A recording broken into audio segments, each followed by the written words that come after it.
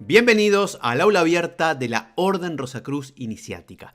Seguimos repasando las diversas trampas en las que solemos caer los caminantes que transitan y que transitamos el sendero iniciático. Si quieren conocer las 6 primeras trampas, les recomiendo mirar los videos anteriores donde hacemos un repaso de diferentes aspectos, diferentes engaños y trampas del camino. Séptima trampa, el complejo de superioridad. Muchos buscadores, cuando empiezan a descubrir las magistrales enseñanzas de la filosofía iniciática, encuentran en ella una profundidad intelectual y espiritual que trasciende las nociones superficiales y simplistas que conocen de muchas filosofías y religiones populares. Descubren al mismo tiempo que esta filosofía activa, práctica, vivencial, experiencial, no es mera teoría, sino que brinda herramientas poderosas para trabajar internamente, despertar su potencial interno y alcanzar un mayor sentido de conexión con lo sagrado y lo trascendental. En otras palabras, no es raro llegar a la conclusión de que esta filosofía, donde convergen la ciencia y la religión, es mejor que las concepciones materialistas o religiosas de la vida, y este corolario puede llevarnos a una conclusión falaz. Si esta filosofía es mejor, los que estudiamos o practicamos o que transitamos estos senderos somos mejores que los demás. Bueno, este sentimiento de superioridad aparece en muchos buscadores espirituales que empiezan a establecer distinciones entre nosotros los despiertos y ustedes, o ellos, el vulgo, nosotros los iniciados y ellos los profanos, lo cual a veces se complementa con el pasaje bíblico ese que dice que no tenemos que tirar perlas a los cerdos. En verdad, este pasaje, que fuera de contexto es bastante desagradable porque estamos hablando de las otras personas como cerdos, bueno, este pasaje no nos habla de juzgar o menospreciar a otras personas, sino de reconocer que cada uno está en su propio camino y nivel de comprensión espiritual.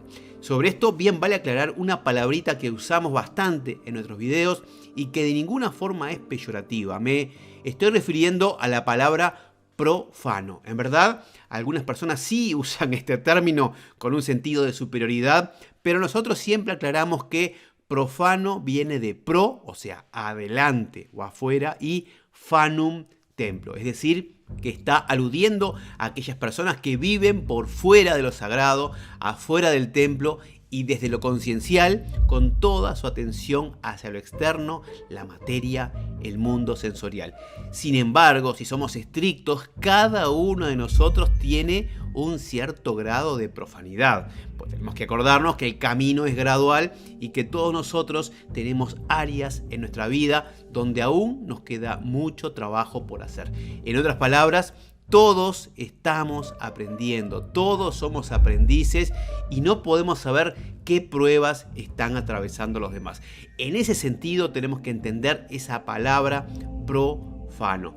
A esta trampa Mariana Kaplan le llama la inflación del ego, porque no es otra cosa que una táctica engañosa del ego cuyo propósito es preservar su poder sobre nuestro verdadero ser. Y dice Kaplan: la inflación usa muchas máscaras diferentes, un sentido de superioridad, vanidad, autosatisfacción, un sentimiento de ser especial, una apreciación exagerada del propio desarrollo espiritual y las propias capacidades, orgullo por los logros espirituales y la estatura espiritual, aislamiento, el sentido de que nadie es capaz de entender la propia experiencia. Ante este veneno de la superioridad o de creernos superiores, los grandes maestros han enseñado 2 antídotos muy eficaces: la humildad y la risa. Un camino espiritual que nos lleva a la vanidad y que no deja lugar para las bromas y para la risa no vale la pena. Octava trampa, el exclusivismo. A veces se nos pregunta, ¿la Orden Rosacruz Iniciática es la verdadera?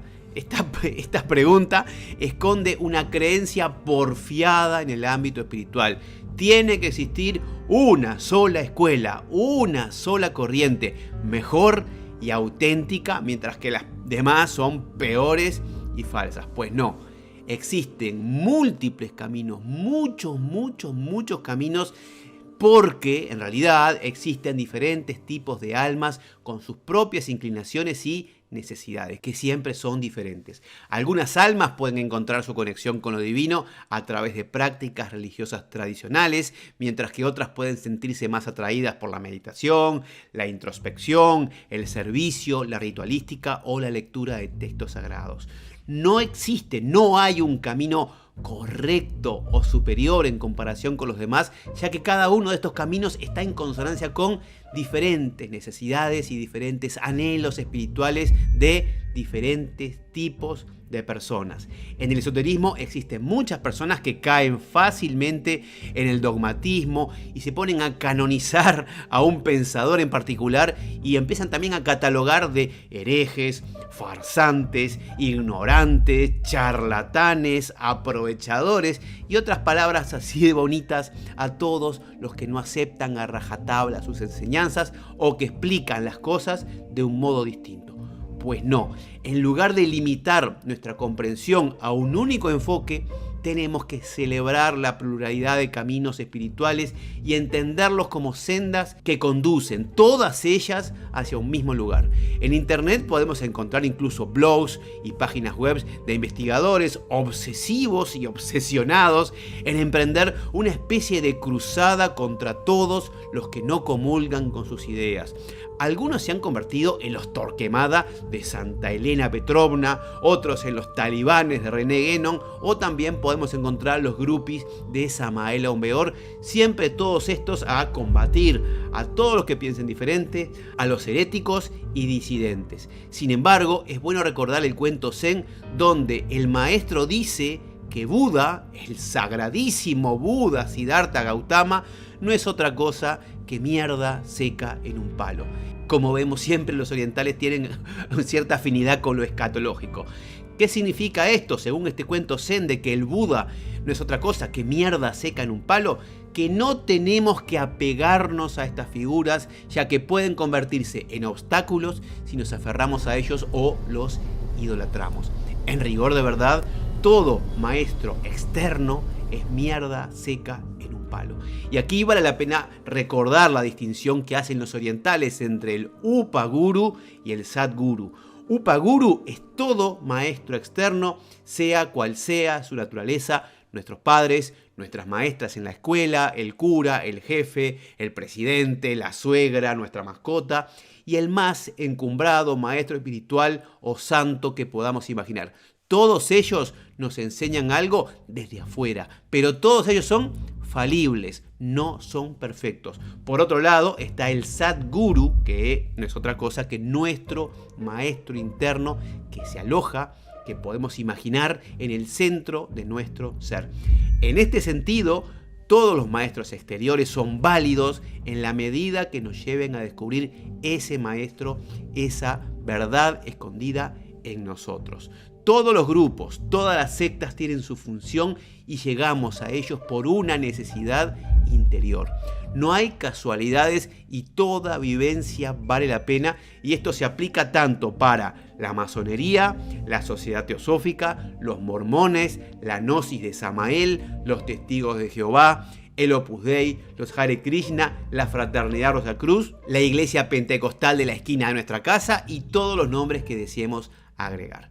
Todo suma, toda experiencia vale la pena, aún las nefastas, aún las que nosotros asociamos con falsos maestros, malas escuelas. Bueno, en mi caso yo quiero confesar que pasé por varias de estas sectas esotéricas y aprendí en ellas cosas que no hubiera aprendido en otro lado, y por eso les estoy muy agradecido, porque todo suma. Por lo tanto, en lugar de denunciar y atacar a otros grupos, personas y enseñanzas, en este canal nuestra misión es difundir la enseñanza que nosotros consideramos la más adecuada para cierta clase de personas, no para todos. El rosacrucismo es para todos, pero en verdad no todos son para el rosacrucismo, y esto no significa que este camino sea mejor, sino que está dedicado, focalizado para aquellas personas que vibran y se entusiasman con este marco simbólico en particular,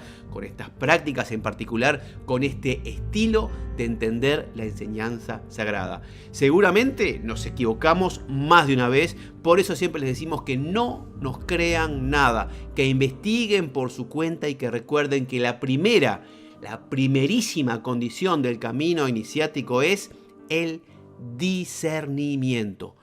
Gracias por acompañarme una vez más en esta aula abierta. Vamos a seguir porque hay muchas trampas en este sendero y ya tenemos preparados varios videos sobre el tema.